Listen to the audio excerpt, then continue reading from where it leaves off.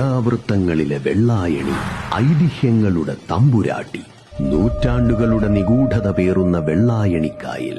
അവിടുത്തെ ഇളം കാറ്റിൽ പോലും ദേവീ സാന്നിധ്യത്തിന്റെ ഗന്ധമുണ്ട്. തെങ്ങുചെത്തുകാർ കായൽക്കരയിൽ പണിയെടുത്തുകൊണ്ടിരുന്ന ആ പഴയ കാലത്താണ് ഈ അത്ഭുത കഥയുടെ തുടക്കം.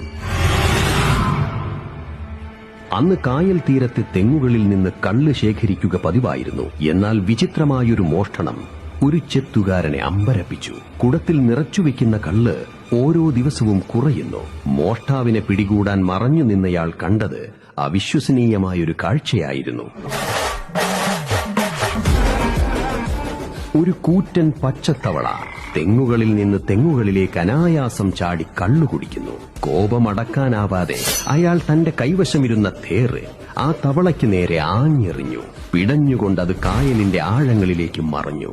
വാർത്തയറിഞ്ഞെത്തിയ കേളൻ കുലശേഖരവാത്തി എന്ന മഹാഭക്തൻ അതൊരു ദൈവീക നിയോഗമായി കണ്ട് വെള്ളായണിക്കായലിന്റെ ആഴങ്ങളിൽ ദേവിക്കായി തപസ്സു തുടങ്ങി. അവസാനിച്ചത് 7-ാം നാളിലായിരുന്നു. കായൽപ്പരപ്പിൽ ഒരു ചെന്താമര വിരിഞ്ഞുയർന്നു.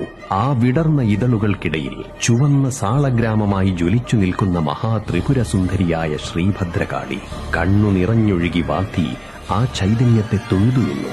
അയാൾ ആ ദിവ്യ ചൈതന്യത്തെ ഒരു കലമാൻ കൊമ്പിലേക്ക് ആവാഹിച്ചു. പിന്നീട് വരിക്കപ്ലാവിൻ കൊമ്പിൽ തീർത്ത അതിമനോഹരമായ ഒരു തിരുമുടിയിൽ പ്രതിഷ്ഠിച്ച് പൂജകൾ ആരംഭിച്ചു. വെള്ളായണിയുടെ മണ്ണിൽ ദേവീ ചൈതന്യം കുടികൊണ്ടത് അങ്ങനെയായിരുന്നു.